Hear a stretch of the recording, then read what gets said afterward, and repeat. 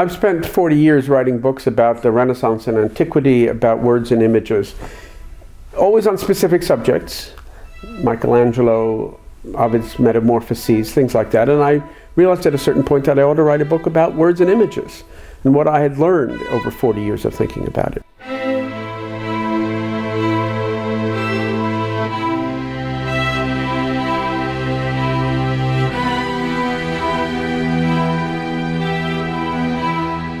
What I put on the cover is a picture that is, alas, lost to us. It was in Berlin in World War II, and it was destroyed in bombing. It is the first effort that Caravaggio made to paint St. Matthew being inspired by the angel to write the Gospel. And everything about it is interesting from my point of view because it's a picture about writing. And in fact, in that version of the picture, Matthew is producing, although Matthew looks like a peasant, and the angel is holding him tightly and grasping him and essentially producing the writing. But what Matthew's actually writing is exquisitely perfect calligraphy in Hebrew. It's very interesting that it would be in Hebrew. It certainly focuses the picture on the act of writing, except that the act of writing looks suspiciously like Caravaggio engaged in the act of painting.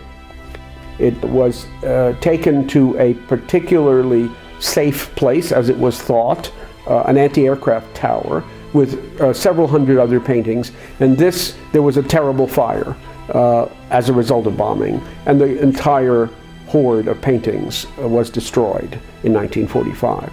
And the reason, besides the great sadness of that story, the reason it's interesting is that another of the issues between words and pictures is precisely of their perishability.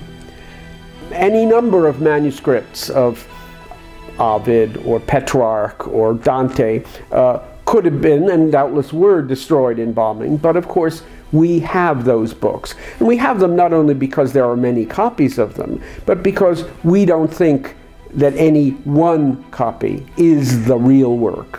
Whereas when it comes to paintings and sculpture, we say a copy is merely a copy. And so we can look at the black and white photograph of Matthew and the angel. It's on the cover of my book, and we know that we're seeing the copy of a copy in black and white. We're very removed from the original. When I quote Petrarch or Shakespeare, we feel we're in the presence of the original. Pictures are, in a sense, the object of desire.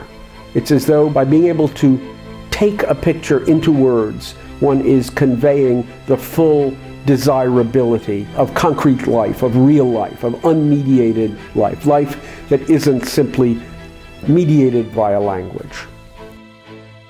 I want people who read the book to be forever asking themselves, how do words work? How do pictures work? How do words work when they are descriptions of pictures? How do pictures work when they are versions of words?